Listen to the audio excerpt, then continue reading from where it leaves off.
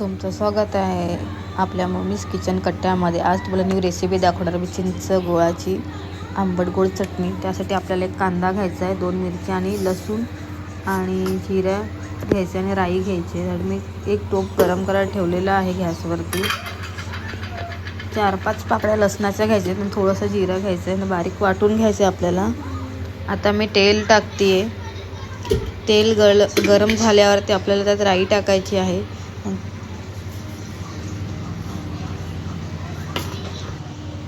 आणि ही बघा आंबोशी, तुम्ही याच्या बदले तुम्ही चिंच पण घेऊ शकता। आमच्याकडे आम्ही आंबोशी खातो म्हणून मी आंबोशी टाकते। तुम्हाला किती आंबट हवं त्याच्यानुसार तुम्हाला ते चिंच टाकायची आहे। तुम्ही आंबोशी स्किप करू शकता। आणि तुम्ही जर आमच्या चॅनलवर नवीन असाल तर प्लीज सबस्क्राईब करायला विसरू नका। तर बघा तेल गरम झालेलं आहे। ह्याच्यामध्ये आता मी टाकते राई। राईची तडतडली पाहिजे।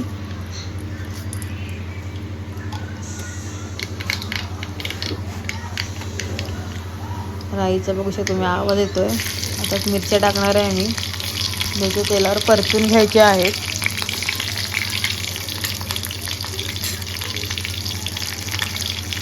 त्याच्यानंतर टाकायचा कांदा। कांदा खूप बारीक चिरून घ्यायचा, एकदम आमलेटला करतो तसं बारीक चिरायचं आहे।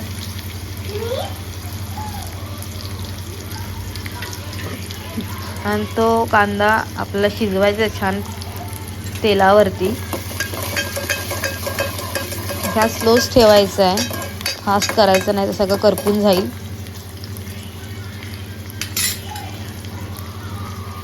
आता ह्याच्यामध्ये टाकायचं आपण जे जिरं आणि लसूण कुटलं होतं, बारीक केलं होतं ते टाकलं आहे मी। ते पण छान तेलावर शिजवून घ्यायचं आहे आपल्याला।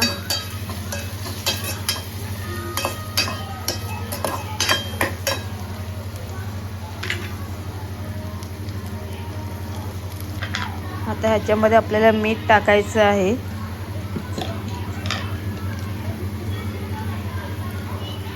चवीनुसार मीठ टाकायचं आहे।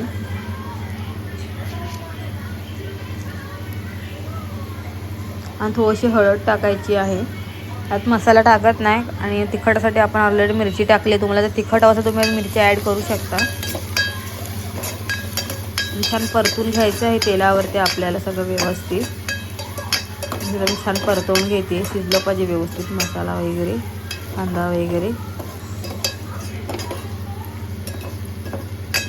तुम्ही पाहू शकता आपला कांदा वगैरे छान शिजून झालेला आहे। त्याच्यामध्ये ते आंबोशीचं पाणी मी टाकणार आहे आता। बघा मी एका हाताने टाकते। ह्याच्यामध्येच मी आता साधं पाणी पण टाकणार आहे।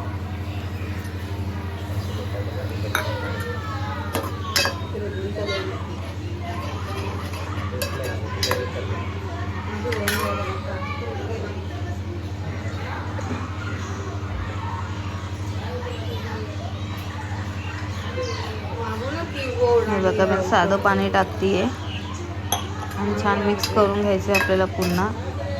त्याच्यात आंबट झालं आहे, आता आपल्याला आंबट गोड करायची। त्यासाठी एक हे टाकणार आहे मी। तुम्ही साखर पण टाकू शकतो पण आम्ही साखर खात नाही म्हणून आम्ही याच्यात मी गूळ टाकणार। मी गूळ पावडर टाकणार आहे।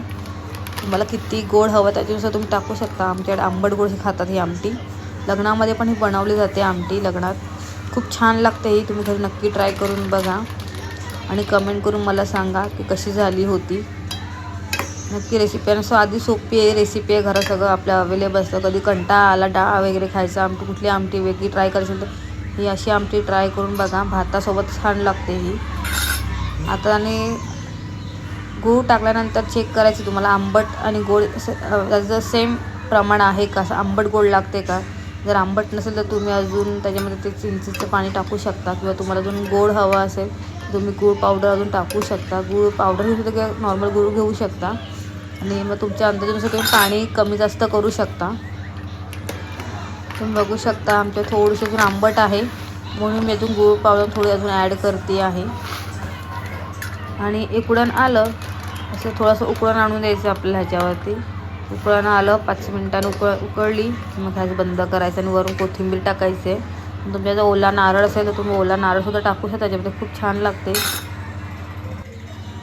हे बघा आता उकळायला ठेवलेली आहे, ओला नारळ टाकते।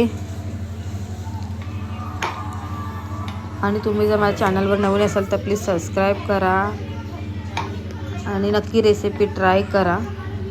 आणि तुम्हाला माझे व्हिडिओ आवडत असेल तर नक्की कमेंट करा. Thank you for watching video. असेच मला सपोर्ट करत राहा. भेटूया आपण नेक्स्ट व्हिडिओमध्ये. थँक्यू.